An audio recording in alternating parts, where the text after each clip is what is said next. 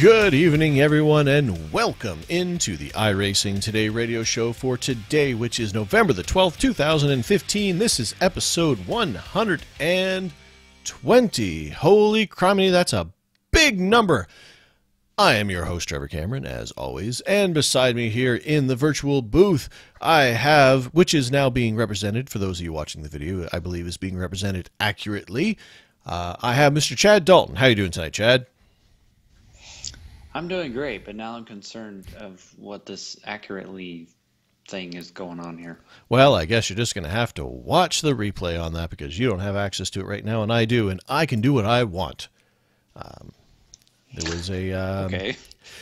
I can't remember. I wish I had written down the name, but there was somebody who had actually sent me some information and said, hey, doesn't Chad remind you? It doesn't look like this sort of person. And I said, you know what? Now that you mention it, yes, he does. So I have a different picture up there to represent you rather than your vehicle.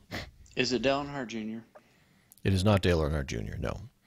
Okay, it is much... I believe it is a much more accurate representation of of what you actually look like. You do not look like Dale Earnhardt Jr.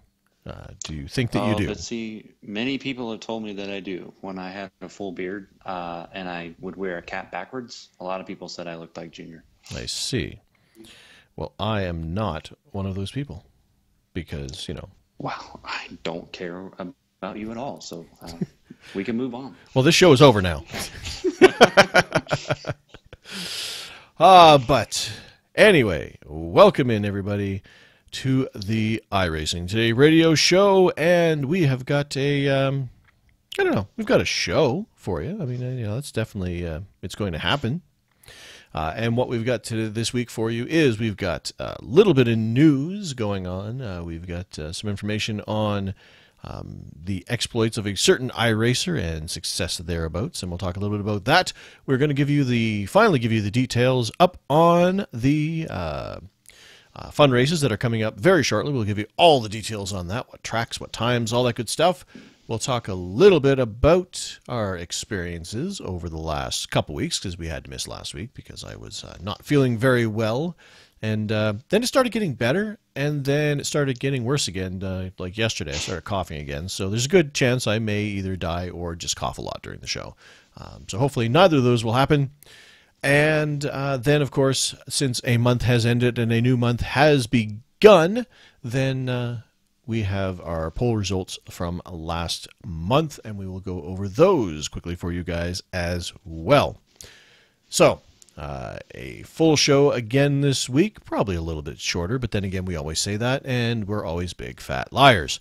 So, moving into our first item on the docket, and that is our show fun races, which are coming up very shortly, and why don't you fill them in on the details, Mr. Chad? Well, we are really, obviously, I mean, this is kind of stupid to say, but we're going to say it anyways. We're looking forward to these because they are always a lot of fun, and it's a good chance for us to race with you guys and gals that sit here and listen to us for hours on end. And it's also a good chance for you guys to meet other listeners.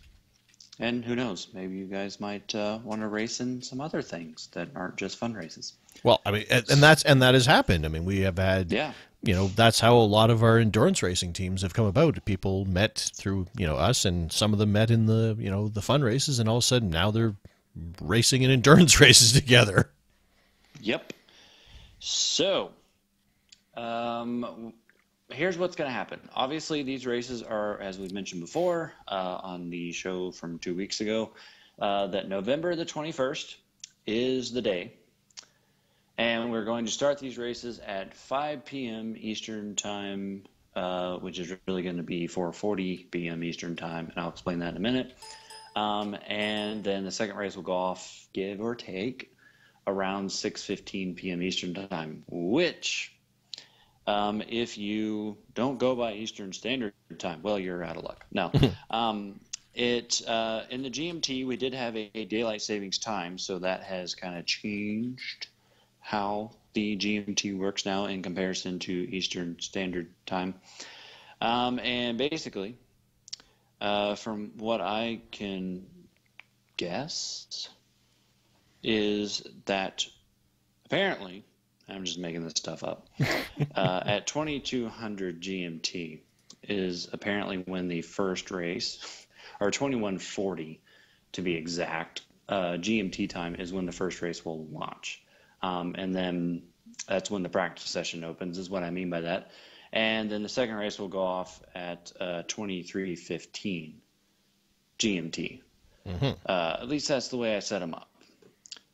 So with that being said, the first race, of course, is going to be the road course race. And the reason why I said that the time is really going to be at like 4:40 Eastern, so basically 20 minutes before what we originally said, is because I figured that the combination that we chose might need there might be a need for extra practice for all of us, not just certain ones, but for all of us, myself included, because it's kind of a combo that I don't think very many have done, and as a result, I am opening the room, and you're going to get 50 minutes of practice at 4:40 Eastern or 21:40 GMT, and basically, excuse me. We'll get 50 minutes of practice. So the race will actually begin if you don't want to practice and you just want to show up for the race. Just shut. I don't know. Just shut up and wave the green flag. I just want to win. Exactly. The race will go off about 5:40 Eastern. There will be a 10-minute qualifying session, and for the road race, I'm doing 3 laps of solo qualifying, and you get 10 minutes to do it. I figured 3 laps because let's be odd. And then obviously the road race itself is not going to be timed this time, like we've done in the past. It was actually been set up for a 30-lap race. I have no clue if I would doubt that we're going to have to make a pit stop, but I have no clue. So we'll see. For the record, if you want to get out there and get some practice laps, we're using the baseline setup, and this will be fixed. I didn't make any changes. It's just baseline setup, and the baseline setup of the old Ford Falcon V8 Circular 2012 car. So we're going V8 racing at Mazda Raceway, Laguna Seca, and the Corkscrew. Yeah. Which is part of, well, actually, this is kind of the way the conversation went. I don't know. I think we should do this. Yeah, I agree, because I need to get over my hatred of that place. Well, I just figured it was a nice time. I mean, you suggested a couple different tracks, and it's like, you know what? Let's go with Laguna Seca because it's about time I got over my hate. If you had said Road Atlanta, I would have also said the same thing. Because I think on the series or on the service, I think the 2 tracks that I have voiced my hatred of the most have been Atlanta and Laguna Seca. So it's time for me to grow as a person. And you know what? Yes. If I can't handle that Corkscrew on any other car, let's just shove it into like this big, heavy beast that takes forever to brake and is going to have a hard time getting. You know what? Let's do this, man. I'm sure there's a porta potty off the side of the Corkscrew that I can go find. Yeah. Just like last time. I'm sure there is. So the old V8, the one that is now free for everybody, and at Laguna Seca, which is also, again, free for everybody. So no excuses. Get out there, get some practice laps, come race with us. And that, of course, is the first race. Now, second race will be the oval race, which is going to be, I think, actually really fun. I love V8 racing, and I can't wait to try that one out at Laguna Seca. But this one I'm almost more interested in just because of the combination, I guess. The second race, like I said, the room will launch for 30 minutes of practice at 6:15 p.m. Eastern. And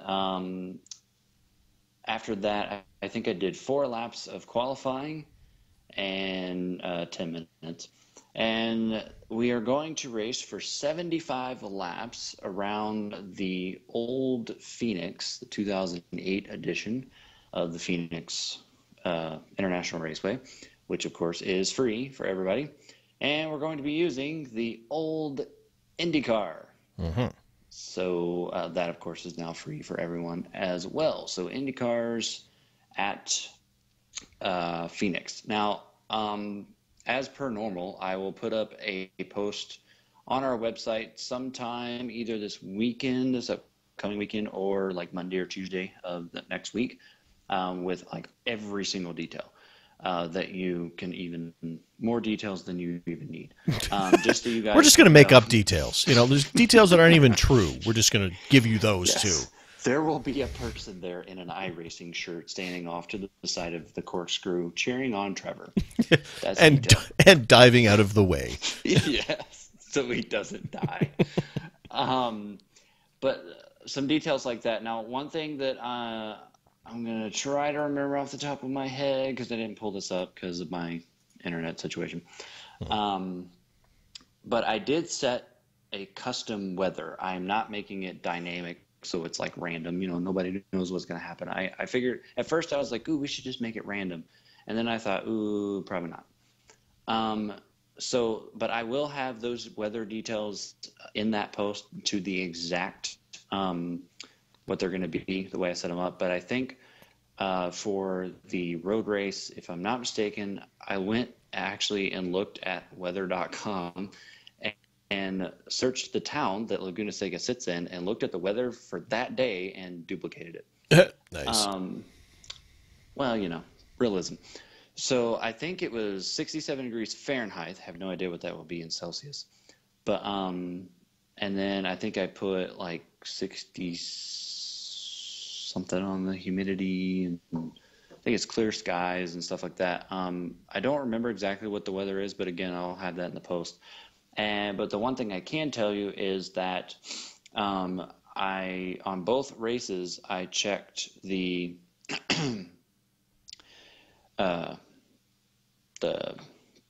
clean marbles thing. I unchecked that, so we won't be clearing off marbles because I think that's stupid. All the marbles. To clear all the marbles off like every 5 seconds. So marbles are going to stay there. Of course, the races aren't very long, so I don't think we'll get many anyways. And then I set the track state to begin on the road race at 45%, and it will carry over per each session. And then on the oval race, I set it at 50, and it will carry over per each session. Again, details that will be on the post, but I'm just kind of mentioning it here to kind of give you guys a general idea. So, and probably the most important thing to mention is that these will be in the hosted section on iRacing's website, and they will be passworded. And again, the password will be on the post. But for the record, it is Trevor. I don't know why. I mean, like you said, you believe that's what it was last time, and you left it there. I don't know. I don't remember why we just used my name. I don't know. It's simple. Easy to remember. So you're saying, hey, what was the password for that show again? Oh yeah, Trevor. So you're saying Trevor is simpler to remember than Chad? Like there's less letters in Chad. I mean, yeah, but see, I always feel selfish using my name because I'm the one making the room. So I'm like, ooh, Chad, or I could just do Trevor, and then I won't be condemned. Fair enough. Or, I mean, we all know that Chad's an easier name to remember. I mean, just ask Tony. I mean, it's been already established. Done that. Dang it. Why didn't I remember that? But anyways, the password is Trevor for both rooms. And if we decide to do a third race, we'll kind of chat with you guys as we usually do, a bonus race, so to speak. And we'll kind of chat with you guys during both races to see what you guys might want to do. All right, so we will keep a look out on the website for that post with all the details, and of course, when that goes up live, we'll tweet about it so you can, make sure that you don't miss it and all that good stuff, and then we'll be able to, have some fun in a week and a half almost, give or take. Mm-hmm. So on the 21st of November, we shall have some fun. And for the record, there will not be any. You're getting booted for having X amount of incident points. So, Trevor, don't worry about it. You can drive off the road as much as you like. You will not be kicked. I was so stressed out that one time. that first fun race we did after the after they implemented that incident cap thing. Yep. It's like Well, I think, and I keep talking lap after lap. It's like, all right, I'm getting closer, and Chad's like, I think I turned it off. I think I turned it off. I think I turned it off. It's like, we're gonna find out. Well, I know for a fact it's turned off this time. Not that it wasn't the first time, because it was, but I just know now. All right, so look forward to that, everybody. Well, what if we can get some celebrities in this time? Like I don't know I'm going to be there. I mean, what's LL Cool J doing nowadays? I mean, Cool J. he's probably available. I mean, Morgan Freeman will show up for everything. So I mean, we can probably get him to come commentate. I mean, yeah, that would be great. He could narrate our race. Who on the earth could do a better job than him at narrating? I don't think anybody could. Exactly. The March of the Penguins, and Open the grocery store door for her. She walked in and smiled. Well, moving along with our show. Well, actually, since we're talking about celebrities, might as well get this show note out of the way. We have, as we had mentioned previously, we were going to set up an interview with Mr. Nim Cross, the chief steward of iRacing, and we have done that interview. It is in the can, so to speak. I got to do all my editing and all that fancy dancy stuff so make it sound like we're all sitting around a table together. But it was a great interview with Nim. Thank everybody out there for sending in your questions, and I think we got through them all. I mean, some, he answered with a lot of words. Some, it's like, I can't, but here's a little bit of information. But it was, I believe it clocked in at like an hour and 15 minutes, something like that. We'll see what the final edited version is down. But we talked to him for a bunch, and we talked to him. It was funny. We actually were sitting around talking and just talking about racing and things in general and whatnot. And a couple, we just kept saying, it's like, we really should just do the interview now, because we were just talking and talking. It's like, man, I think it was like a half hour before we even started, turn on the microphones. It's like, all right, we really got to do this thing. Actually, I mean, having a grand old time hanging out, but why don't we do the thing we came here for? Kind of thing. So, but we will probably, our intention is to have that on next week's show, unless something big and huge happens that causes us to eat up all of our time next week. But you should look forward to having that next week. Actually, you know what? We're going to have it next week, because the week after that, I'm on the road, and I'm going to be doing the show from a bloody hotel again, and I don't want to have all that worry about extra stuff while I'm on the road, because I haven't done a show from the road forever. So it'll be a miracle if I even remember how to do it. Wait to get on the road again. Why are you allowed to sing and I'm not? Because I'm in control. Excuse me. So anyway, look forward to that interview with Mr. Nim Cross next week. We go through your questions. We go through some questions Chad and I had.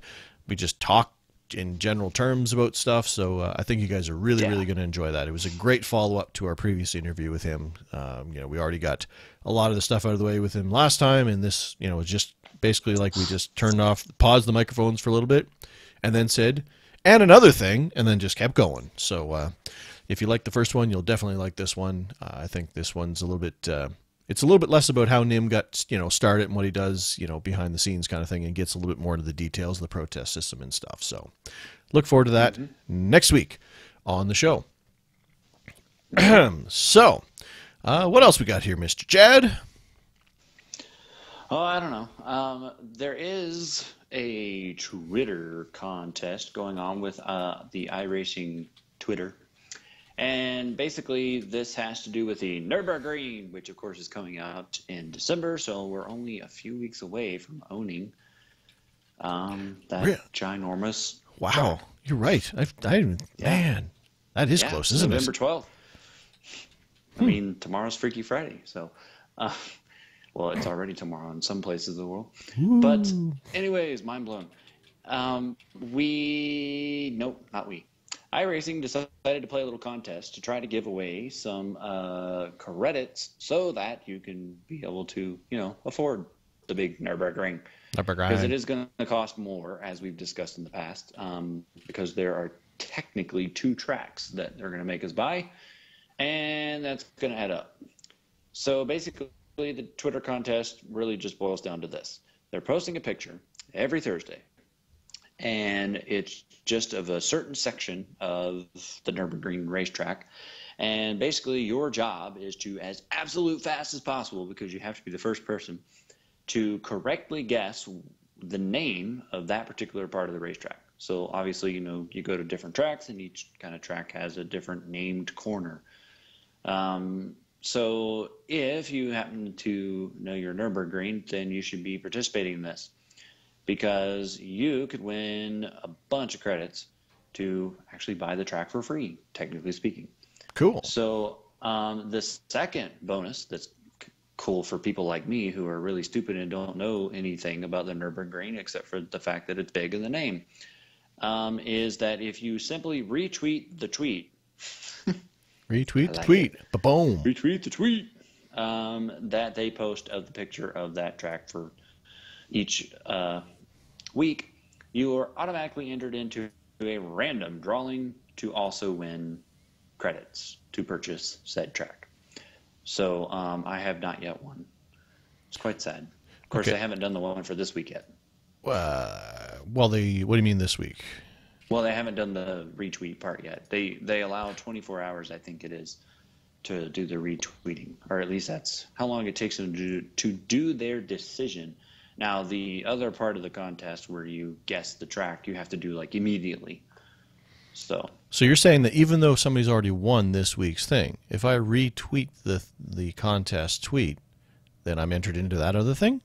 apparently, And done. you should be doing it every week. I didn't know about this thing until you just brought it up. That's why we have a new segment. What? Why are you? Do you even follow iRacing? Not only This do has I been not only do I clearly follow going on. iRacing, I know they follow you back. we follow Okay, each other. So They only follow 419 people, and I'm one of them. I wish I was one of them. Sad face. Anyways, so if you want to win some free credits to put towards the Nürburgring, get on Twitter, retweet some stuff, or correctly guess the track first. Yeah, I know I'm not. I don't know my Nürburgring good enough I don't either. in order to be able to win that contest, but I can retweet like nobody's business. So I can tell you one thing though, these people are fast, because today iRacing posted the picture and, please guess, first person guess correctly. And like within seconds, somebody had the answer. So, and they got it right and won the prize. So you got to be on top of your game there, man. dang, Gotta go. I'd be all That's why I like, would never it's like, yeah, see the tweet, look at the picture, Google images. Okay, Yeah. nope, not that corner. No, not that corner. Half hour later, I think it might be this one. And I lost 25 minutes ago. And you Okay. failed. So anyways, go out there and tweet. Tweet like it was your job, man. That's what I say. So, what else is going on? Well, let's see. What else is going Couple on things. is that there is a gentleman by the name of Glenn McGee, who we have spoken about on the show with the whole Mazda, or the 2015 Mazda Road to 24 shootout, where they have people competing in order to get a actual ride, a full sponsored ride in the Mazda series. And of course, there was an iRacer or actually there were two iRacers that were sent along to this competition. And they have been going through all of their various segments in order to figure out who the finalists are. And there were two finalists that were in this competition, one of which was Mr. Glenn McGee, who was one of the people who came from iRacing. And the other person is Mark Drennan. So it is down to two people. Now, typically, they would have announced the winner within a couple of days of the end of the competition. The competition has actually come to a close. And to remind you, it's not just on-track performance. They're looking at the entire package. It's how well they did behind the wheel, is obviously a big part of it because this is a racing series, but it also takes into account, their marketing skills, their ability to, talk on a microphone. It almost sounds like they're auditioning to be wrestlers. It's like, all right, well, sure, you got, the mat skills, but, how are you on the mic? But, that is part of the whole, race car package. I mean, I remember back in the days when Ward Burton was racing back in NASCAR, and man, that boy could not talk to save his life. But then you get the Michael Waltrips, and the Carl Edwards guy, who are really good on the mic. But anyway, coming right from a post from Mazda Motorsports, I will just read this to you. Like I said, normally the competition has ended, and normally they would have announced a winner by now. I believe the date that they gave was actually today when they were going to. And they say, the 2015 Mazda Road to 24 Shootout was the closest competition we've ever had. Historically, we have announced the scholarship recipient 2 days after the event concluded, which I believe would have been today, like I said. However, due to an unprecedented scenario of 2 finalists, Mark Drennan and Glenn McGee, who are extremely close in many aspects, Mazda has chosen to continue deliberation among the judges before making a final choice. Each of the judges interviewed the finalists to determine their understanding of vehicle dynamics, data analysis, value creation for sponsors, partners, and a marketing plan with the 2016 Battery Tender MX-5 Cup Series partners. The judges also reviewed the finalists' references, social media history. Man, they really are going for the whole package here, aren't they? Social media history and more. On-track performance across 4 scored sessions is also a component of the decision. In order to make the best decision, Mazda is postponing the announcement of the winner until next Thursday at noon Pacific time. So that will be next Thursday, which is the 19th of November. So we will get to find out if our fellow iRacer Glenn McGee has made it and won this shootout. But just to make it to the final 2 and to have it so close to call has got to be an amazing accomplishment for Glenn. I'm sure he is ecstatic with what he's accomplished, and I'm sure iRacing, as one of their chosen people to send to the shootout, are probably over the moon excited that he has made it this far and still has a very real shot at winning this. So congratulations to Glenn. The iRacer in me hopes that you win this thing. Because hey, we all love our iRacing, and that makes for, the best story. Sim racer makes good and ends up, again, we've talked about it before with, many different scenarios. So to see an iRacer go out there and make his dreams come true and get a ride in a actual race car is, that's just awesome. So we're pulling for you, Glenn, and hopefully you end up winning this thing, because we would love to see that happen. Absolutely. All right. So hopefully next week, and that's at noon PST. So by the time we go to record our next week's episode, we will know the answer to that, and so we'll be able to report that to you next week. But you guys will probably know because it'll be on the forums and stuff. But you know what? If you wait for your news, for Thursday evenings, we'll be here for you. We got your back.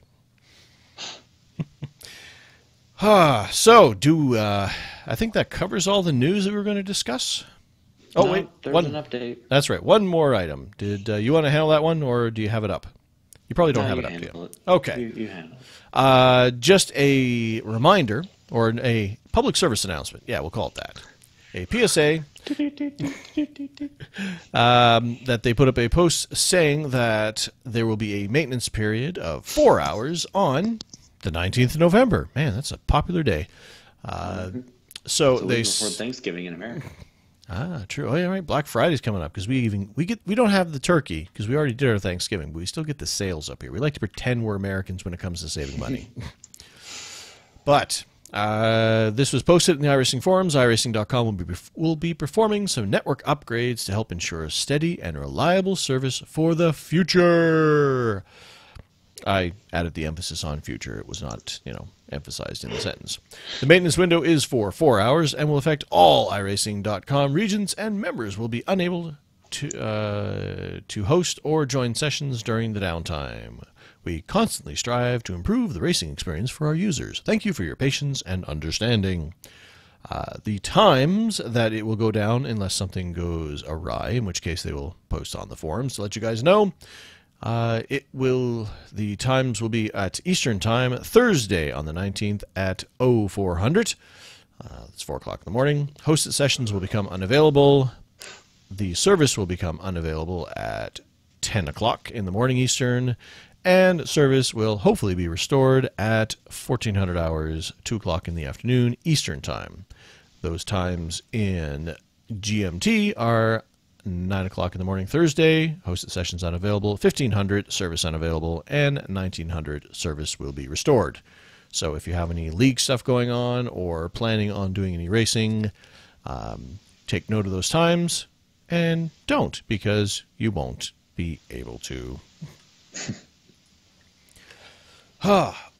Excuse me.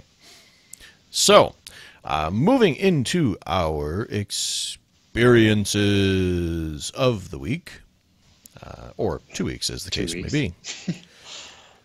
Do you want to start with, yours is kind of the big huzzah moment, I suppose, because we get to talk about whether or not that championship finally came to pass, because you had your final race in the Power Series. Do you want to talk about that now, or shall we go over some IndyCar stuff first? I guess I can talk. So, Power Series, Charlotte, season finale. How's that for a segue? Yeah, the final race was a couple weeks ago. It was on November the 1st, actually, so it's been a little while now. And it was 166 laps in the night time at Charlotte. And several things happened in this race. It definitely had its drama, that's for sure. It wasn't just a straightforward, Chad goes out, wins the pole, wins the race, and then wins the championship. No. Well, good, quite. Because that would be boring. Well, the race was kind of boring at times. And actually, to be honest, I wanted it to be boring because that meant that I could win the championship. Basically, I didn't even practice actually leading up to the race. I just showed up the night of the race and ran some laps in the actual practice session, because I knew that if I practiced before, that my mind would, I don't know where my mind would have gone. It would have been thinking positive or negative, depending on how the setup reacted. So I was like, you know what? The best way to handle this is to actually just show up and join the practice server and then see what I get.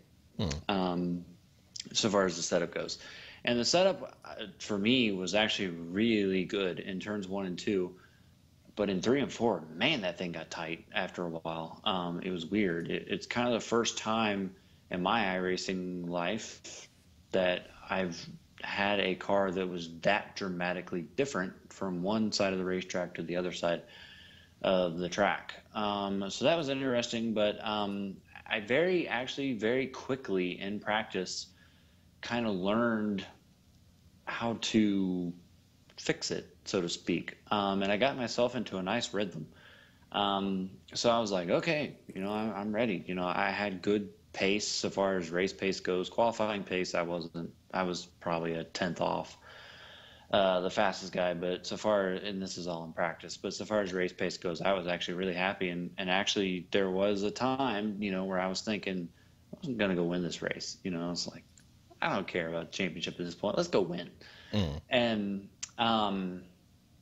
so qualifying happened, and I qualified way better than I thought I would. I ended up qualifying 6th, just missed out on that last Fast 5 competition thing that was going on. Right. And ended up, I don't know where I ended up in that, probably 3rd or 4th, somewhere in there. But basically, the only prize for that was, I think, $5 in iRacing credits, and that was if you won it.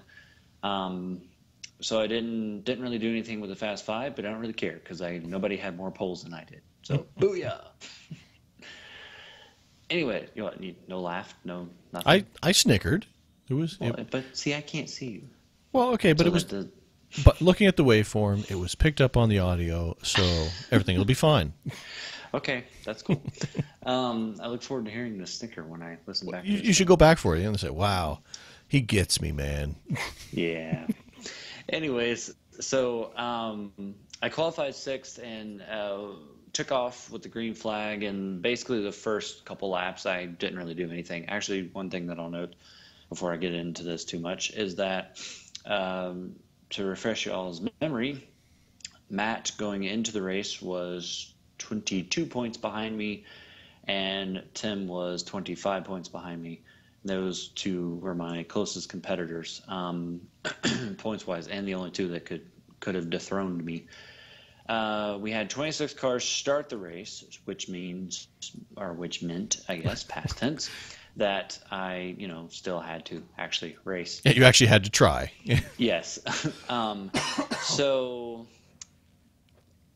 well, all I had to do in order to beat Matt was finish 20th or better. And that is with Matt going out and dominating the race and winning the race.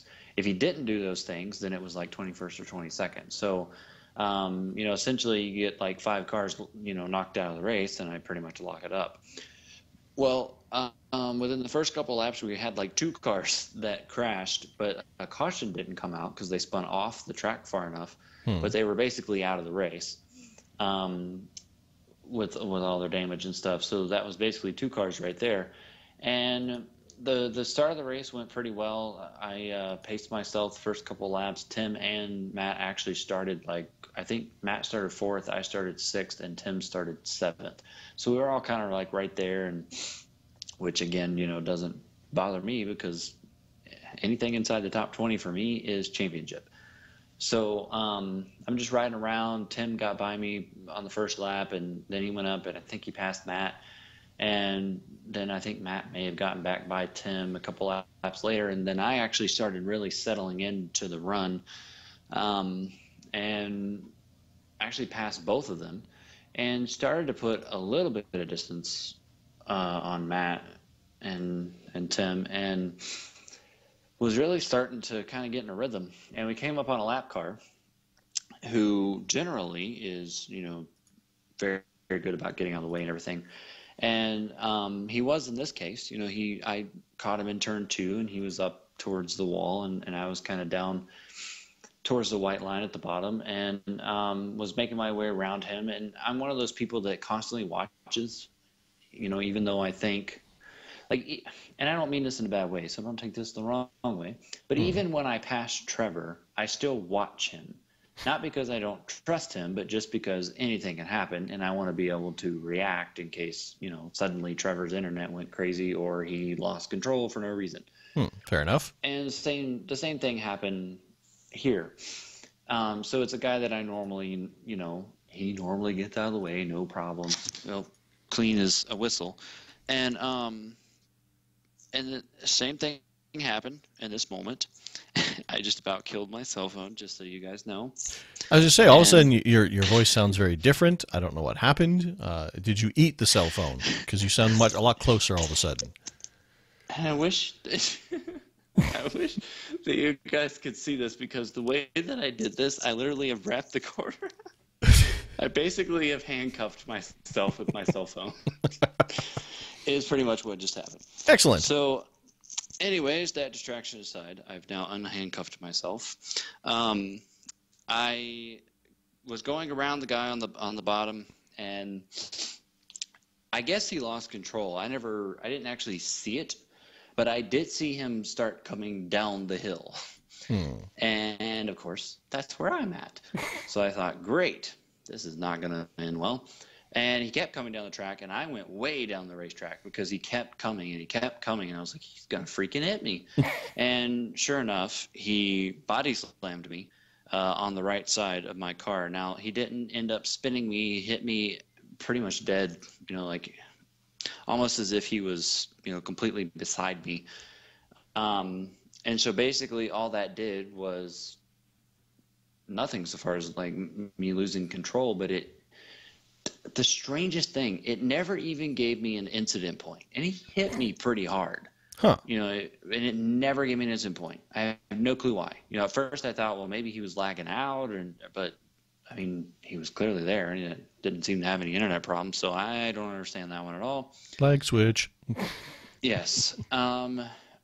When I pitted, I had 27 seconds of optional repairs. So how I did not get an incident point blows my mind. Well, that particular wreck was huge because it almost took me out, but it didn't, and I ended up getting my car fixed. But it did end up taking out Matt because Matt was right behind me, basically. Oof. And when that guy came down the track, he hit me, and then I think he lost control and spun right up into Matt. And I think a few more cars got involved in it as well. Now, Tim ended up missing it, to my knowledge, totally. But Matt's car was destroyed. He had the black magic smoke coming out of it. You know, there's all kinds of fun stuff going on for the six. He drives a 6 car. So for the 6 team, they were having a blast at this point, sarcastically. And here's the thing that really stinks even more for Matt. You know, obviously he gets caught up in the wreck, but here's like the bummer part. The guy that hit me that ended up spinning and wrecking him is Matt's teammate. Oh. So like that's when it's like, you know, like I can only imagine, you know, like to use Trevor in the example, you know, Trevor riding around trying to be out of the way, losing control and wiping me out, you know, costing me a very in Matt's position, it was a very long shot at the championship, but still there was a shot. Right. So that's a bit of a bummer. For me, on the other hand, it was kind of like, yay. But so I got my car fixed and we came back out and I just chose to fix it because I was like, you know, I'm going to drop to like 20th or 18th on the grid, but I don't really care because at least my car will be fixed. And we were only like 15 laps into the race at this point. So we went green again, had a few more laps, and then there was a huge crash that actually started in the battle for second. And I think somebody hit the apron and it kind of shot them up the track a little bit, and he ended up spinning out Tim, who went wee, as I like kind of said when it was actually happening, through the grass. I don't think Tim ever hit anything, but he just was going through the grass, you know, backwards and spinning. And like, that's the only thing I saw. Like the crash happened and the only thing that I saw was Tim just spinning in the grass. And I was like, that doesn't look like fun. And no. But here's where I had to come back down to reality because, you know, I mentioned that the crash was happening and all I was paying attention to was Tim spinning. Well, he wasn't the crash. He was just off spinning. The crash was like this 4-car pileup on the front straightaway that was literally right in the way. And everybody in front of me was slowing down. You know, I was back in like 15th or 16th at this point. And, you know, I couldn't see anywhere. And then suddenly the track was kind of open and I could see, you know, where everything was. And that's where I saw the 4 cars or 3 cars maybe that were like right there in my way. So I thought, great, if I don't stop or turn hard left, I'm going right into the eye of the storm. And my race is done. And so I slowed down a little bit more and I kind of quickly glanced in my little left circle mirror and realized that there was no one underneath me, at least, you know, really close underneath me. So I took a hard left-hand turn. I missed the pileup, but I did get some damage on my right side again, because apparently one of the cars kind of came down right as I was beside them. Didn't spin out, no real severe contact, 15 more seconds of optional repairs.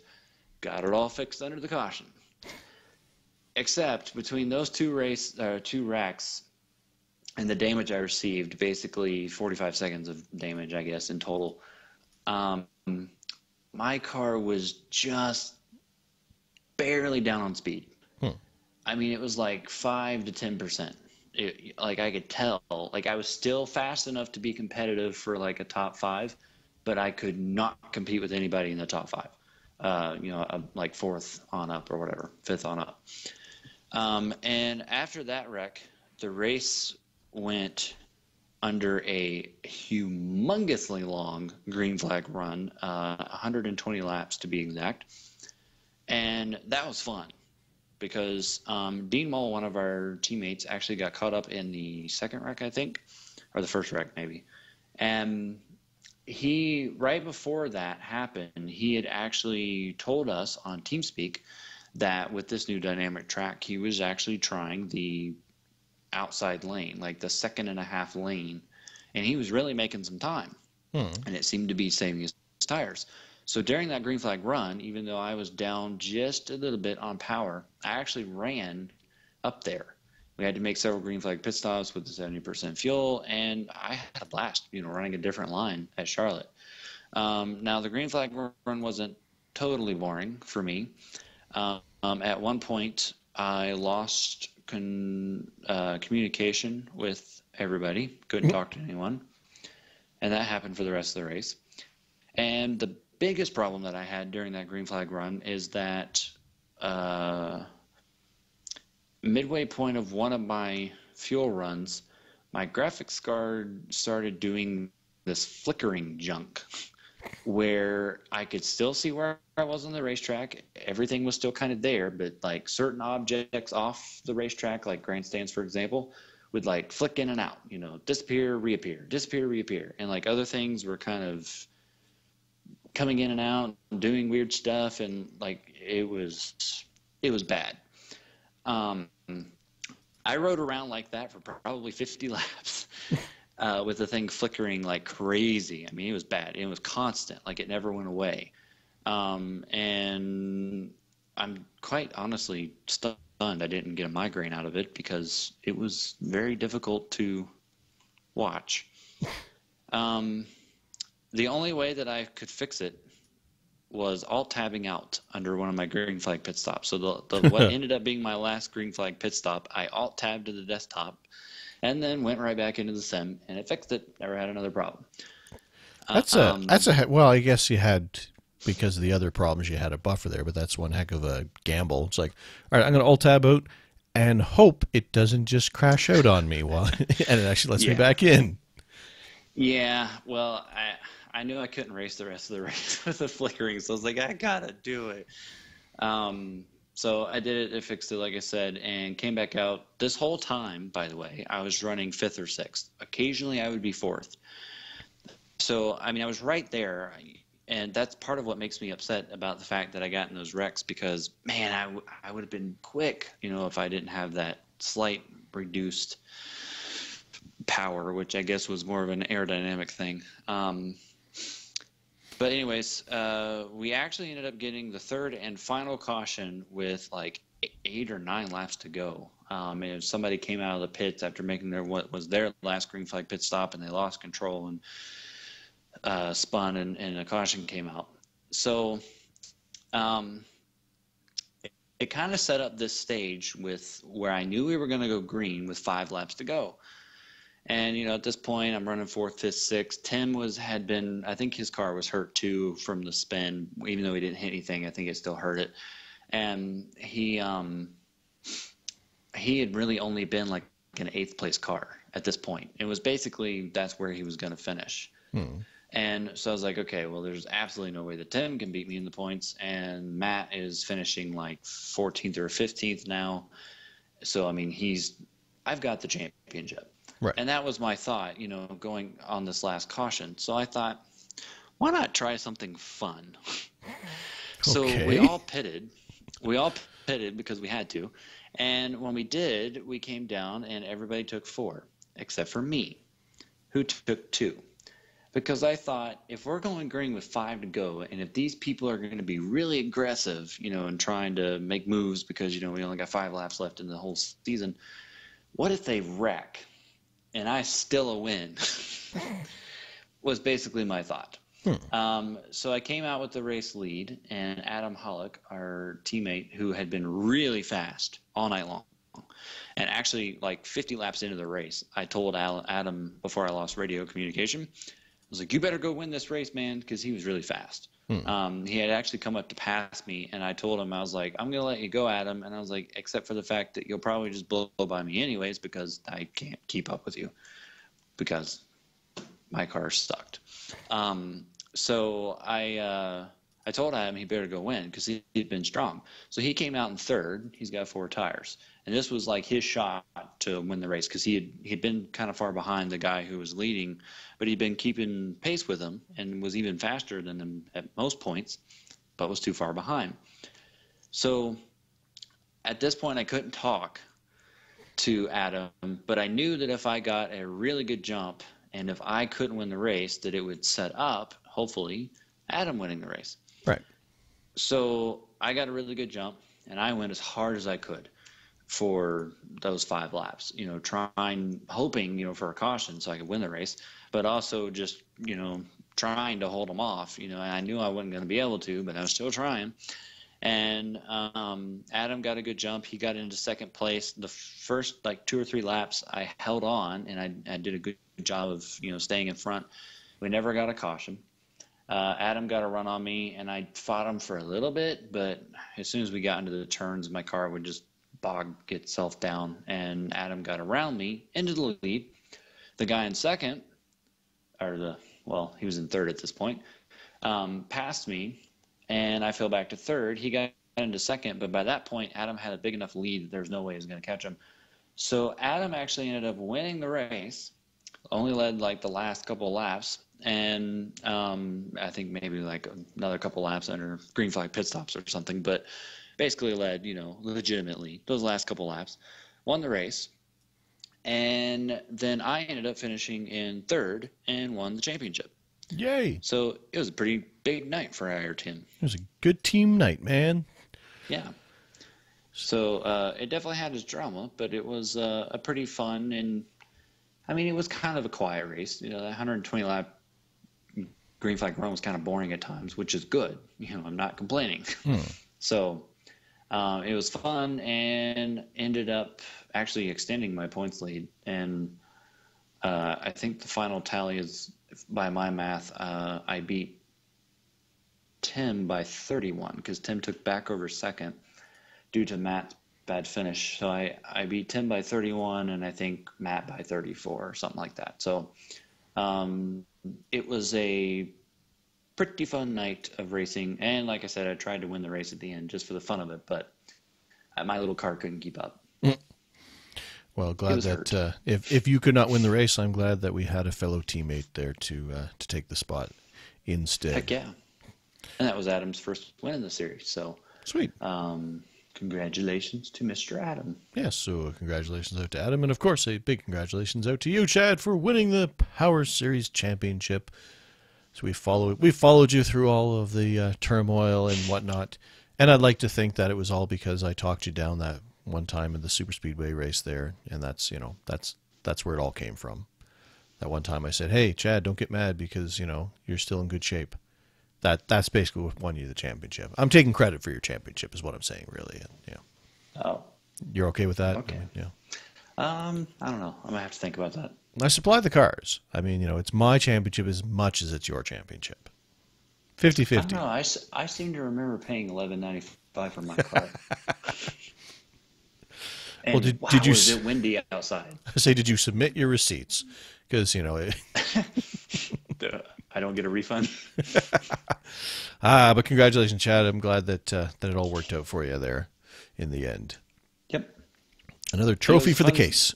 It was a fun season, and for the record, if you're interested in joining the Power Series, which I recommend to do so, I don't think they're going to start their next season until the very beginning of 2016, so a month and a half or so. Just because with all the upcoming holidays, at least in America anyways, but obviously some of those are worldwide as well, like Christmas. It kind of makes it hard to schedule races, so John just decided to wait until the beginning of the new year. So makes sense. If you want to go race, go do it. Yes, because as we've talked about, it is a fun series to race in with some good guys, a good group of people. John runs a good league, nice and fair. So if you're looking for somewhere to be doing your oval racing, then I would say that we would recommend that series as a good place to head to. Yes. A couple more things that I'll say quickly, and then I will shut up and let Trevor take the floor. Is number one, supposedly for winning the championship, I will get a trophy and a ring that John called crappy. So I look forward to seeing that. And supposedly I get $20 in iRacing credits. Although I haven't gotten that yet. I haven't gotten that yet. I just want to repeat that again. I have not gotten that yet. Just so certain people hear it. Yeah, certain people who may or may not be listening to this show, might. Yes, who may or may not be named John Henley. Anyways, so that's pretty cool. I'm looking forward to seeing the trophy and the ring because I have no idea what they look like. So that'd be kind of cool to have. Yep. The second thing that I will mention is that I created a new blog post to kind of revisit the last few months in short. And I don't know if you got a chance to read it, Trevor, or I did. not. I was going to say it's quite. Okay. It is quite a lengthy post and quite a Yes. variety of topics in there. Yeah, well, it's been a while since I last typed. So basically, I didn't really talk about experiences so much, even though I did mention a few, but I mostly talked about my mindset and kind of how I attack winning a championship. So if you're interested in going for championships, I suggest reading it. Yeah, actually, Um, I think we saw some good feedback on the already. A few people complimenting you on your way you approached, the topic of the mental mindset of, running for that championship, and a couple people had some good feedback for you on that one. I saw. yes, they did. And I appreciate that because I was kind of curious how people would receive that. Um, Anyways, maybe I can get Trevor to put a link in the show notes. But the last thing that was kind of at the bottom of that is that I'm going to semi-retire from oval racing for right now. And once I get my sim rig all set back up in my new place and get my internet rolling, gonna be focusing on a bunch of road racing. So the oval racing, as far as full time and being committed to a series, is going to take a back seat for a while, and I'll move in the direction of full time road racing, like V8 stuff and Formula One whenever they get that car out. But the other thing that I will mention is that due to my internet situation and not knowing when I'll have that, um, our fun races next weekend are actually going to be my last races for I have no idea how long. So looking forward to getting out there and having one last hurrah of fun for 2015. It's been a good year, 2015. So, anyways, I only mention that just to say that, I'll still be doing the radio show, obviously, but I won't have any experiences for a really long time. Yes, and to be clear, what the reasoning why he's doing that is because he's going to, now that he's got his house set up, he's going to finally move his sim rig to his house where, and get everything set up, which is great, except for if your sim rig is the place where you don't have the internet, then, well, it makes it awfully hard to race. So, Yes. The only thing I'll be able to do is offline testing. Because all I got to do is take my hotspot, load up the members website, click on test session, and then turn my hotspot off because you don't have to be connected to the internet to do offline testing to keep it going. Anyways, I never you do even have thought. to have the internet to actually get there, but once you're there, you don't need the internet. That makes sense. I've never actually thought about that before, but I guess you're right. Yeah. Yep. I can confirm that this happens because one day I was actually doing an offline test session, and while I was there, my internet stopped working, but I was still racing. Cool. So that'll be kind of my way of like once I get my sim rig back together, I'll do that one day and make sure I got everything working and functioning again so that when I do have internet, hopefully sometime in the first couple of months of 2016, I'm ready to go. But that's all I'm going to say about that. I see. So, well, I mean, if you're going to take a break, you might as well take a break after winning yourself a championship. Yeah, that's 2 championships basically in a row this year. I On the see. V8. Oh, yeah, right. And I've been And so. see, I only did 2 full seasons this year. Everything else was just kind of team racing or sporadic. I'll just jump in and do this for the fun of it. But the only 2 seasons that I committed myself to were the V8 and the Power Series. So 2 for 2. Nice. Nicely Batting done. 100%. Well, All right, please talk so I can stop. speaking of championships, I'm running for one myself. Not quite as Yay. prestigious as the Power Series with its group of good racers there, or as well. I guess what division were you in when you got the V8 one there? 'Cause- 6. Okay, so you're a couple divisions ahead of me because I'm in Division 8. But anyway, as we all know, I am going for the Division 8 championship in the IndyCar Winter Series, and and actually putting a very serious effort into it, and doing rather well. Although, as it turns out, competing with people who you know and who follow you on Twitter, who watch the show and stuff, it's getting really, it's weird because it's weird because when I first started it out, my thought was I'm just in a random pool of people and I'm going to be competing for a championship, and you don't. I didn't think about it from a perspective of who I was racing against. It was more I mean, it's arrive and drive racing. You drive with some people, then you never see them again, and all that good stuff. Well, that's not what's happening here, because I mean, I am, got into a conversation with one of my main competitors the other day, who's, excuse me, let me try that again. Josh Matlock, who is, who's a serious threat, although, as it turns out, after talking with him, he doesn't have a lot of the road courses, so apparently he won't. But he's really good on the ovals in these cars, so he's going out and he's actually already gotten 3 wins this season. So he's not too far behind me in points, but he's going to miss some road races. But anyways, talking to him and the guy who seems to be my main competition, Connor Ojeda.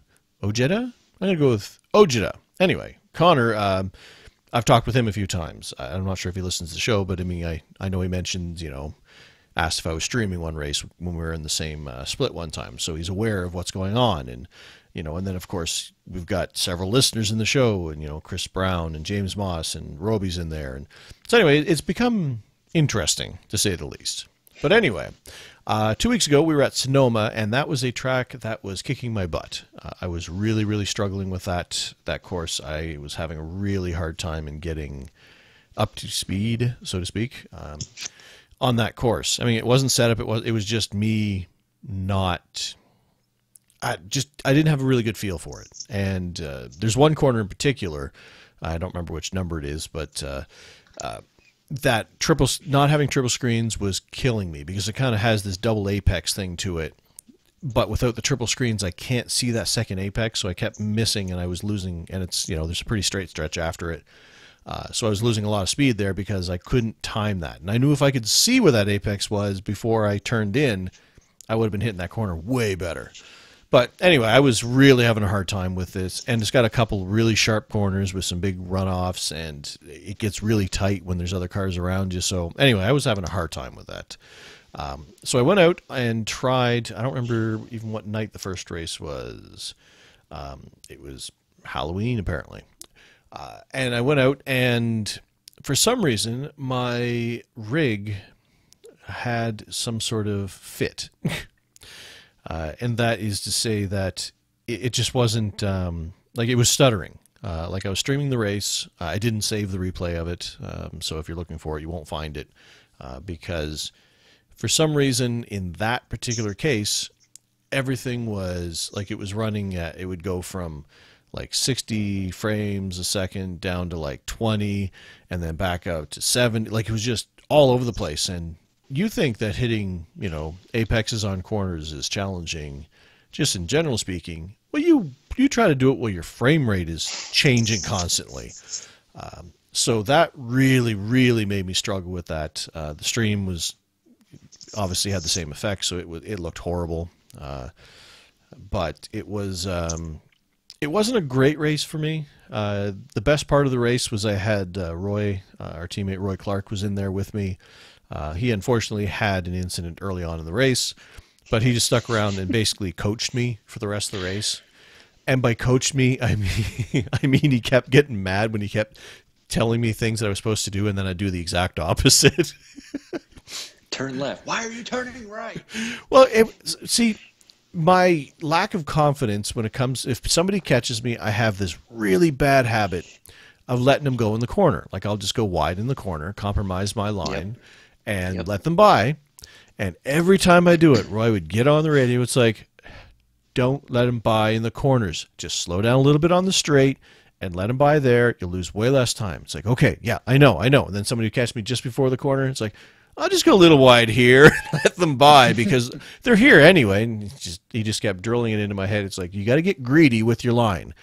You know, just because they get there in the faster car, take your line, get through the corner, then let them by. You will lose way less time that way. And, you know, I was getting some incident points because I was going off track when I was trying to get, you know, when I'd go offline, it would mess up my whole line through the corner. So, yeah, it was basically the race of me struggling and Roy trying to help me by telling me things that I was doing wrong, you know, in a helpful fashion. But it got funny to a point. I wish I could have saved the stream because it was pretty funny. Like, it was to the point where I'd go and I'd do it, and then I would correct myself before he had a chance to. You know, it's like, I know, Roy, I know I shouldn't have done that. I'm sorry. I know. I know. Forgive me. I know that's not what I was supposed to do. There's a couple times where people got by me in the corners, and it was just because I blew the corner. I wasn't trying, you know, and I'd get right on. It's like, okay, for the record, I wasn't trying to let him by. It happened, but that's not what I was trying to do. I just made a mistake. But so that first race was a real challenge because, like I said, that course I was really, really struggling with. And then my frame rate being all over the map made it even worse.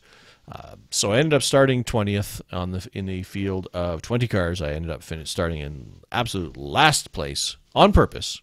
For that race, I didn't qualify because when I raced, there was only one split. So it was a very wide range of skill levels that were in there. So based on that, I decided that it would be okay to go back to my non-qualifying scenario because at this point in time, because it was going to be a lot of points up for grabs because it was a higher strength of field. You know, it's like, you know what, I'm going to just try to race my race and survive. You know, I've been struggling with the course. I'd like to start at the back. It's a hard course. I know a lot of people are going to have problems, so I'll probably just gain points that way. So I tried to play a more conservative race. And it's funny, I said to Roy, it's like, I don't know, maybe I should, he said, and he said, yeah, you know, in this case, yeah, I'm okay with it. It's okay if you don't qualify this time. It's like, okay, Roy, thanks, Roy. Because, of course, Roy's the guy who's been getting on me for not going out and qualifying for these races. So anyway, started 20th on the field. Other than what I mentioned, there's not a lot to talk about in that race. Had some offs. Ended up with 12 incident points. I don't believe any of them were for contact. It was all just off tracks. I think I had one lazy spin off track once, but it wasn't a horrible race. But started 20th, finished in 14th position with only 36 championship points. And at that point in time, it's like, you know what? You know, it's like, I think I've got this track, and if I can get out there and race it without the problems, I'm pretty sure I can do better. So I decided to make a second attempt at Sonoma and looked at the standings, and it was one of the last races of the week before we reset to the next week. Went out there, same thing, didn't qualify on purpose. One split, so, you know, high strength of field, some points up for grabs. At least some, yeah, okay, one split, just checking. And so I started that race in 21st position out of 22 cars. So, you know, shotgun on the field again. But this time, I did not have the problems. I think I've narrowed it down to one thing I was bringing up to use this to display standings that was causing everything to bog down, because I tried my race last week without it and everything seemed okay. So hopefully I've got that figured out. That race went a lot better because I could control the car because I could see what I was doing because everything wasn't going. For example, I mean, same. Did it make that exact sound effect? Oh, it did. I mean, that's the sound effect it makes when it's messing up, man. Okay. But as an example, I never had that on my computer. I used the same setup. Had the weather conditions were pretty similar, and my best lap time in the messed up race was 1:21.286, and my best lap in the second race was 20.6, so like 1.2 seconds. Actually, no, sorry, that's not how math works at all. at least, what does it work out to? Man, I should have figured that out beforehand. Let's see, 6, carry the 13. I don't know how math. It's about half second anyway. So it's about a half second. My best lap was about a half second better than the other race. And a more telling stat is that my average lap time in the messed up race was a 26.2, where it was a 24.5. So almost 2 seconds a lap faster is my average. So it was without anything else changing other than the fact that I could actually apex my corners properly because they weren't jumping around like mad. So that ended up being a better race. And actually, it's too bad I didn't stream that one because I didn't want to run into the same scenario. But Roy would have been proud because there was a couple times I even said to myself, I'm not streaming, but like talking to myself, it's like, Roy would have been proud of that one because, it was a couple times somebody came up on me. I stuck to my line through the corner and then slowed down on the straightaway, just like Roy told me to. So I raced a smarter race that race and ended up in 12th position in that one. And and beforehand I had sent out a tweet because I did the calculations. Like, okay, in order to come away with this week with the lead in the division, I need 48 points or better in this race. So I went out, raced, and got 12th position, which netted me 49 points. So ended up leaving that week with the division lead. So I was very excited about that. And, and the fact that it was Sonoma that, I really was struggling at that course. And even, 12th out of 21 cars or 22 cars, not a superb finish, but you know what, for how bad my practicing started on that track and the fact that it was only one split. So, I had people in there with 5,000, 3,000, 2,000 I ratings. So, yeah, 12th, I was pretty happy with that. Not spectacular, but, definitely with how bad Sonoma was going for me, I will take it. So I left last week with the race lead, so I was very happy about that. Or the division lead, sorry.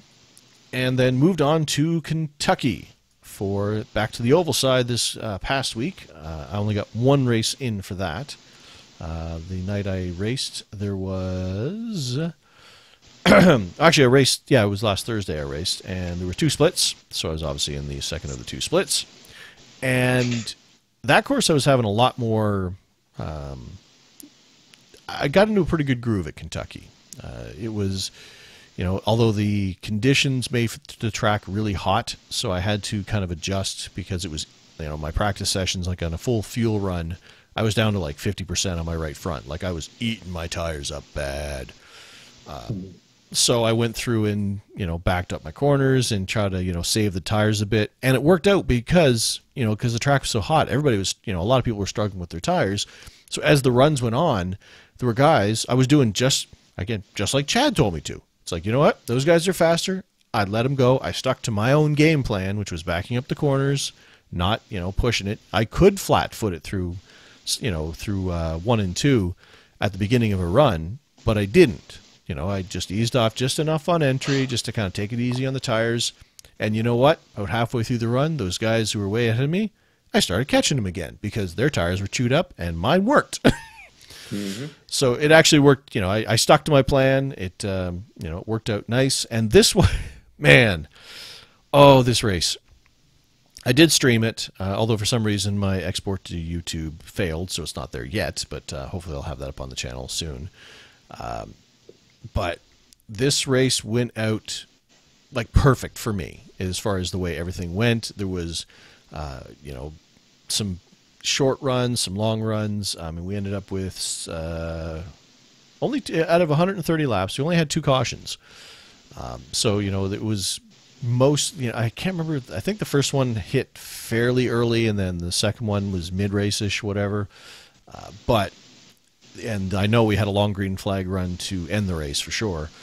But the that last the second caution, I think it was, fell with the leader literally right behind me, to lap me. And then the caution flew. I was jumping up and down. It's like, man, thank you, yellow flag gods. Because, And so I never didn't end up going a lap down there, and that helped me a lot because there were several cars, laps down. There were 21 cars started the race. I started in 13th. I did qualify for that race. And actually, my qualifying lap was only, less than 3/10 off the pole, so not, too far off on speed. And, had some, good battles, racing in amongst some guys, and it was a fair bit of fun. Got saved from being lapped, thanks to the caution falling at exactly the right moment. And then came the final stint, and this is when it got interesting. You remember that last race I did at Iowa on the oval, and it all came down to a fuel mileage race? Well, second verse, same as the verse, as the first people, because that's what this came down to. But this one, I had a lot more time to think about it because I stopped on the last yellow of the race, and I don't know if if everybody else knows about all the fuel mapping settings and all that stuff, but I was, as soon as I stopped, I did my calculations. Like, I'm not at my window, but I'm close. Because I'd actually done some full fuel runs in practice in order to get an idea of my fuel numbers. It's like, what? So, I went into like dead on fuel save mode as soon as I came into the pit stop. I'm, engine map 8, and, high gear, and, just drifting through, and staying off the throttle as much as possible. So we went green. I'm still on the lead lap, and, I can't remember where I was on the restart, but I was definitely top 10 on the restart. And we get about, I don't know, not even halfway through the run. Like, we're about a quarter into the run, and I'm thinking, it's like, you know what? I need to save fuel. Like, if we go green to the end, I think I can make this. Like, if I stop and top up on, during this green flag run, I'm probably a 12th, 13th place car. But if I stay out here, and then a bunch of people started pitting, halfway through the run, people were pitting and topping off, and I'm climbing up through the standings, and it's like, I'm not stopping, and I just kept backing off my corners more, and then I went to engine map 2, and then I went to engine map 3, and I'm backing off my corners, and there was a point, as we're going deeper and deeper into this run, I'm looking at my lap times, and I'm about 2 seconds, 2.5 seconds slower than what I know I can run, because I'm backing the corners up so much, and like getting down the straight stretch and not going full throttle and tucking it as people are passing me. They're lapped to me because they stopped, and then tucking in behind them and then getting right off the throttle and letting them pull me. Like, I'm good. Every trick I know I am doing to save fuel in this car, and and people just kept pitting. And there's one guy behind me, and I'm looking at him because we were comparable in speed earlier. I believe Chris DeHardy, I believe his name was. And then he was catching me. It's like, okay, and then he wasn't catching me. It's like, you're doing what I'm doing, aren't you? and then he just maintained pace with me, and then I'm slowing down. And he's slowing down with me, and then about, I think, 5 or 6 laps to go, goes into pit. Or actually, I let him by me because I guess I'd finally gone too slow for him, and he got by me, and he comes on and says, "All right, I'm pitting." Trevor, to let me know. It's like, yeah, it's like, I'm pretty sure you were trying what I'm trying here. It's like, I said, yeah, I just could not make it. It's like, I have to pit. It's like, okay. So I think as everybody cycled through, I am sitting there in 3rd position, I believe I was, and just kept waiting. And then I think I fell back to 5th as some of the guys who had pitted, who were obviously not leaning out, were going at way faster than I was. And I'm going, and I'm backing off, and I'm looking at the fuel, It's like, this is going to be close. And here we go, and there's the white flag waving in the air, and I am in 5th position, and the car goes sputter, sputter, sputter. It's like, dang it! Again, last lap, and I tried really hard to save all the fuel I could, and couldn't make it work. But drifted around, took the checker, completely under, without power. I had a couple guys who I was talking to, Josh Matlock, who I had mentioned before, offered to come push me. It's like, there's like, you still out there, Trevor? It's like, I'm going to get this checker flag. I will not give up. And I made it. The car made it all the way there. But anyway, in the end, even with that, I finished in 8th position. So, I lost 3 spots from the fuel. But like I said, I know if I had pitted, I would have dropped to 12th, 13th position. So it was worth the gamble. Because, I did all the numbers in my head, and I'm talking to the guys on chat. It's like, you know what? If, I know if I stop, here's where I'm going to end up. But if I risk it, and as long as I make it to, the last lap, even if I run out of fuel, I won't lose that many spots. So it's worth the risk to try to make it. And I could have pulled a 5th place out of it, a top 5. But 8th position, you know what? I will take that all day long. Quite happy with that. Is that where you were before you decided to go on this long green flag run in 5th, or where were you? When I started that run, I believe I was in 11th, 12th when the run started, I think is where I was. Okay. So see, here's the deal. That's a net gain. You went from 11th, 12th, probably that's where you're going to finish if you pitted like everyone else. Mm-hmm. You went all the way up to 3rd or 4th or 5th, but you still finished 8th. So, I mean, that's a gain. Absolutely. That's a big pickup. Oh, yeah. And like I said, if I had stopped, I know I was 12th, 13th, at best. Well, for example, the last guy who finished on the lead lap finished in 13th position, and that's probably where, I would have gone a lap down by pitting. I went a lap down by running out of fuel, but if I had pitted, I know I would have been.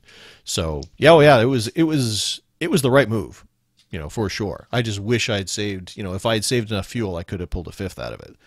But I guess I could have backed off even more, but I felt like I was a pylon out there by the end of that, the last few laps, I had slowed down so much. It's like, all right, at some point in time, if this is a real track, somebody's going to be getting on the radio telling me to pick it up because I'm below minimum speed here. But yeah, no, it was, I was very, very happy with the results on that one. And my quest to get my iRating up to 1,000 is took another good step forward. I'm now to 977, so I'm almost there. As somebody had stopped in before and said, "Man, I'm sure you would have been up to 1,000 by now." It's like, no. But so anyway, I finished on 1 lap down, and in 8th position, got myself 46 championship points. So at the beginning of the week, I was tied for the lead in Division 8 with Connor, who I had mentioned previously.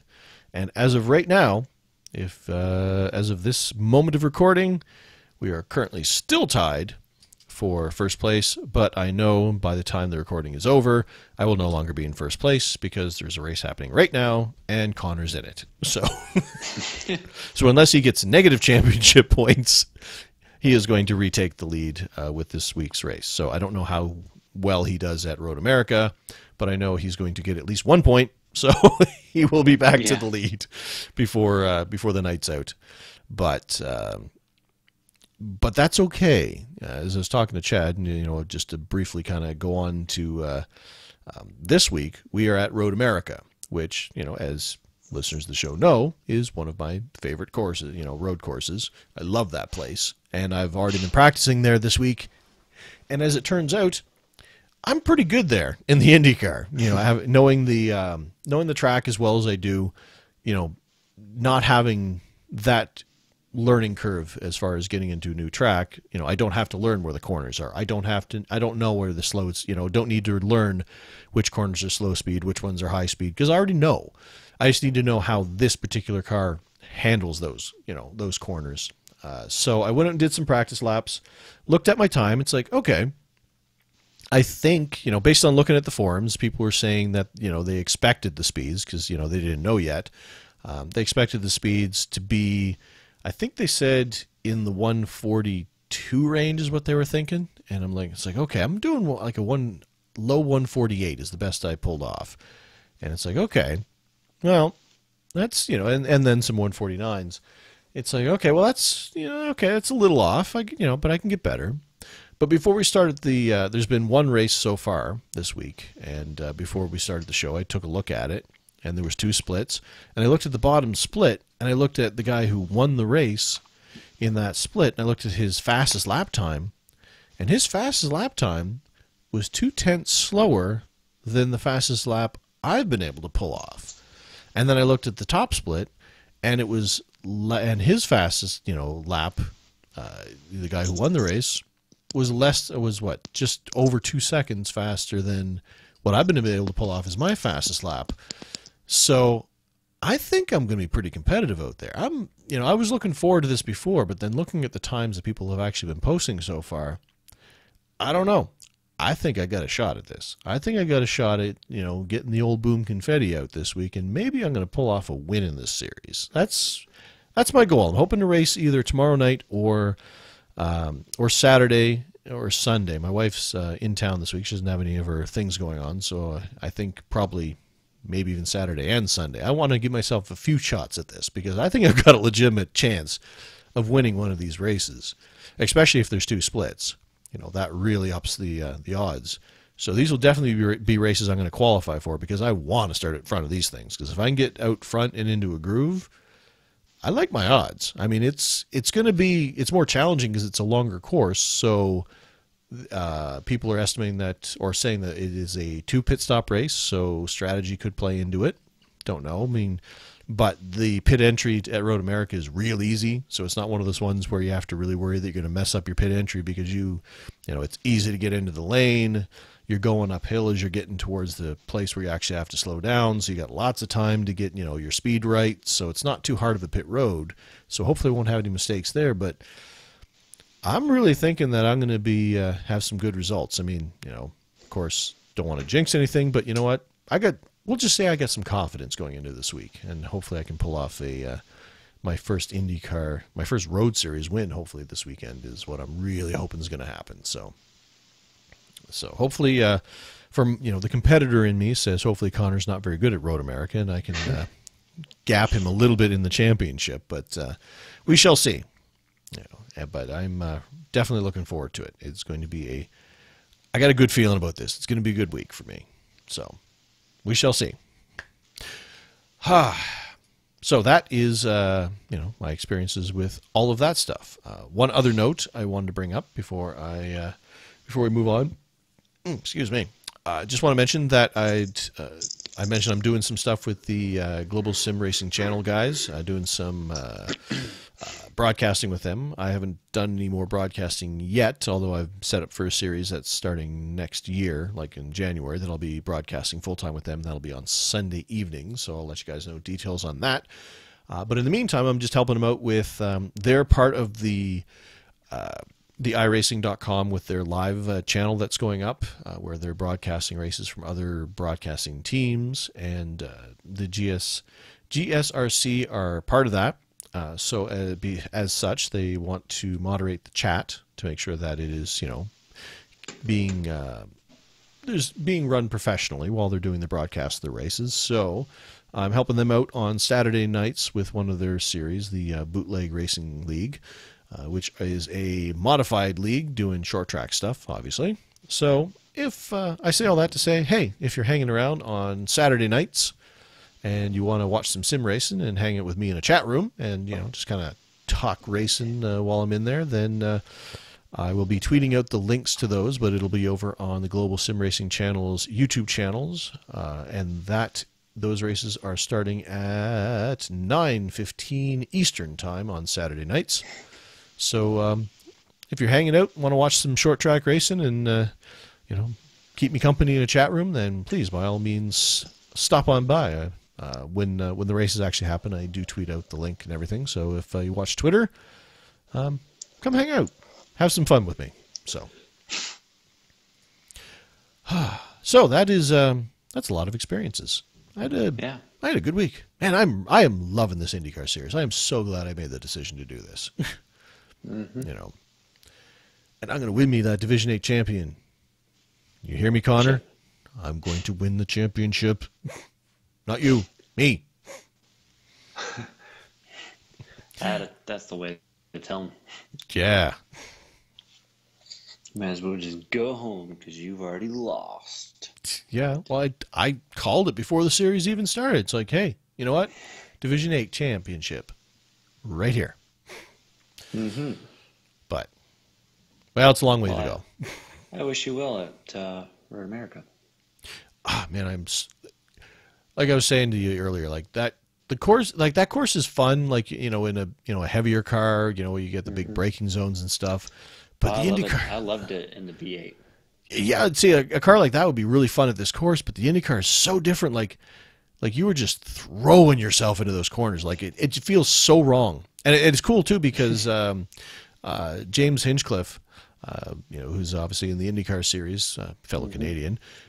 He actually posted a GoPro video of him doing a lap at Road America early. I think it was in September. I think it was. Anyway, and man, that video is so flippin' cool. Like to watch him, and like that was I watched that first before I did my first practice laps, and I'm watching him. It's like, okay, well, I know the corners, and it's so cool because I'm so familiar with it on the iRacing service, and then to watch an in-car camera basically of that same course, like all the similarities and all the breaking points and everything. It's so cool. But I'm watching him. Mm-hmm. It's like, okay, well, now he's going into this corner. It's like, okay, well, normally, because most, I've gone there in, the Xfinity car. I've gone there, in some heavier cars. It's like, okay, well, here's where, he's probably going to be braking stuff. And like, watch him not brake, just kind of breathe the throttle and then throw it through the corner. It's like, oh, that's how this is. Oh, dear. like, it's like, okay. And, I went on the sim and emulated that style right from the get go. So I didn't like normally when I go to a road course, I will start conservative and then see where I can start pushing it. It's like, oh, okay, well, I didn't have to slow down this much for this corner kind of thing.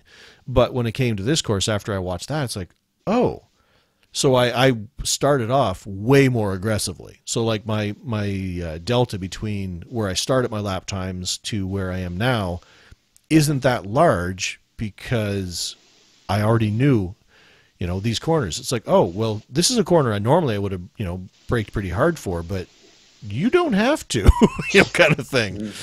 So, yeah, it is so much fun. And like that car and track combination is so much fun. It's horrifying because you are whipping through those corners at really high speed, but man, is it fun. So, anyway, I'm going to stop. I'm really looking forward to racing there. Like as soon as we're done recording here, I'm gonna go do some practice laps because I want to get back out on that track because it is fun. Oh yeah, I love Road America. But anyway, speaking of things that are not Road America, we had our poll question last month, and that poll question was, since I was talking for a bunch, why don't you tell them what our poll question was? Well, we asked you if you like the new dynamic track feature on iRacing, and the answers we gave you were yes, I love it, or no, I wish they would have never added this, or that you needed some more time to decide, or that you don't think it works correctly just yet. So the winner in the voting, with 35% of the votes, was that yes, you do in fact love the new dynamic track feature. Second was need some more time to decide. That was 35%, so basically a tie, but we'll call it second. And 30% of you said, I don't think it works correctly yet. 0% of you said, no, I wish they'd never added it. So pretty darn close there in the voting. Just a couple of votes separated the two that tied and the one that says I don't think it works correctly yet. So it's kind of a mixed bag. Yeah, people are basically it's kind of, I guess there should have just been one big thing that said, oh, and that would have got all the votes. Yes. So either you love it or you don't know what's going on yet. I can tell you guys that I voted for the I don't think it works correctly yet. And basically, the reason why I voted for that is kind of like what we talked about when this first came out. So I'm not really going to go back into full details, but basically, I've seen where you can run different lines, but it only seems to work for a certain amount of time, and then it dies. Like the Chicagoland race in the Power Series that I talked about a long time ago, Hmm. where for 10 laps you could fly on that outside line. You were definitely the fastest car. You know, nobody could touch you. But after 10 laps, you were dead. And the bottom definitely became the bottom was definitely the long run lane, which I know that certain tracks can have that. You Hmm. know, certain lane works better on the long runs, but it seems like if I worked like, and I was working up there, you know, and other cars were with me, um, it seems like the outside should have worked pretty well too, but didn't seem to do that. Now I will say at Charlotte that running the outside worked pretty darn well. It did seem to stay consistently fast. So I don't know. I just haven't seen enough proof to prove to me that it works the way that I would expect it to. But at the same time, I'm not bashing iRacing here because I know that it is their first uh, rollout of it, I guess, you know, the first version, Hmm. if you will. So I assume and can almost tell you that I know that they will work to improve it. So we'll see where it goes. But as of right now, I don't know that it works 100% the way that it should. Right. And I voted for need more time to decide. And kind of almost for the same reasonings that you mentioned. Although for me, it's mostly the fact that when I voted, and still up to now, like I haven't raced enough long-term racing Mm-hmm. or long enough races to be able to determine if it's really having an effect.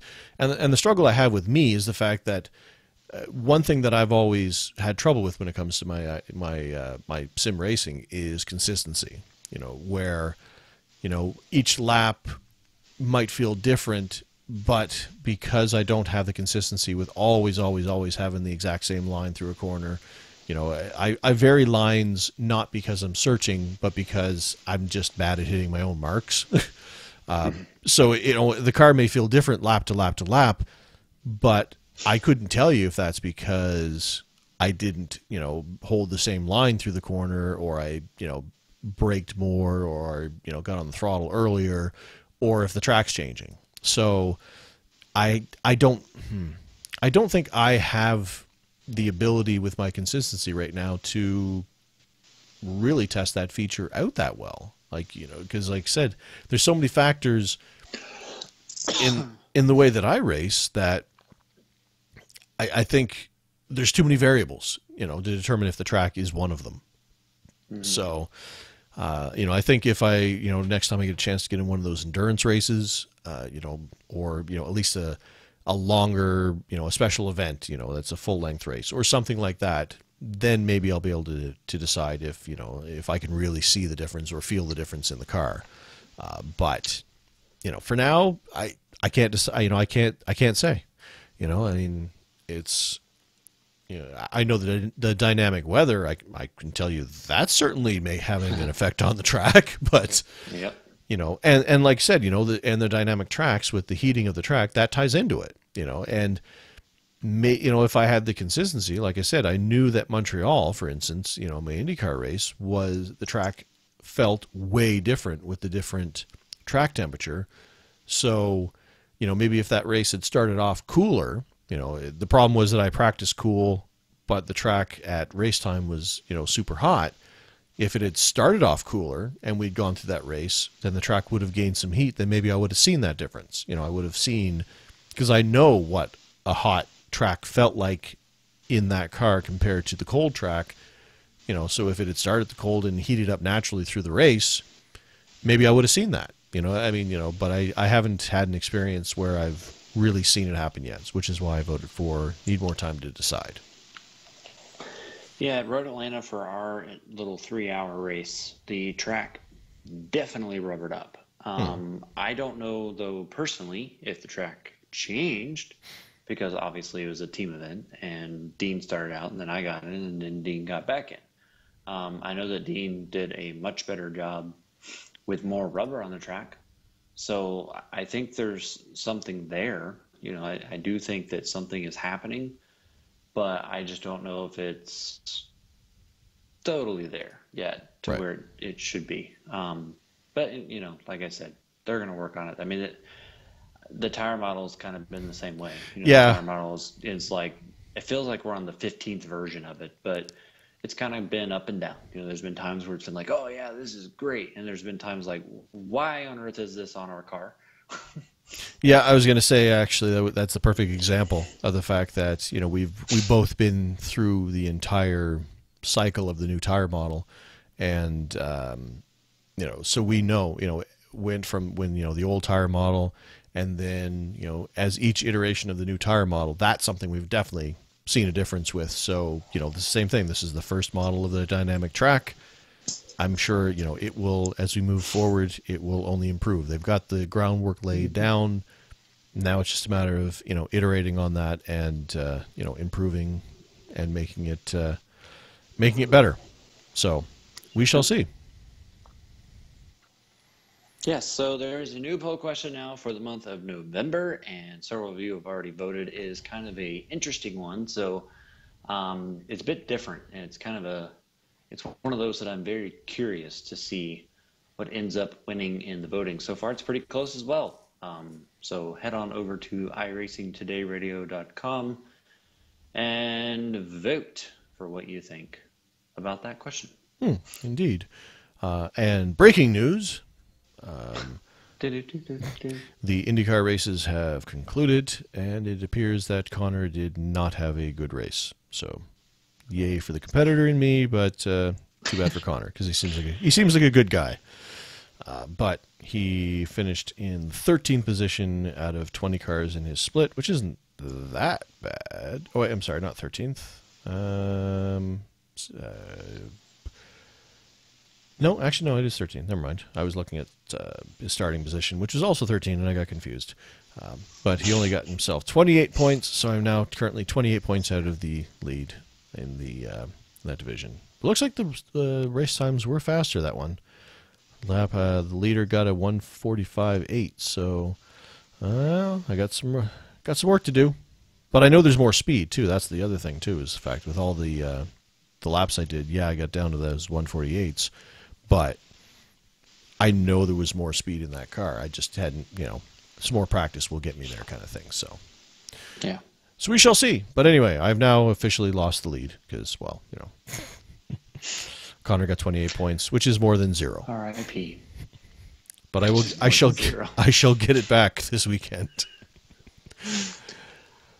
It's 28 points more than 0. Yeah. 27 more than 1.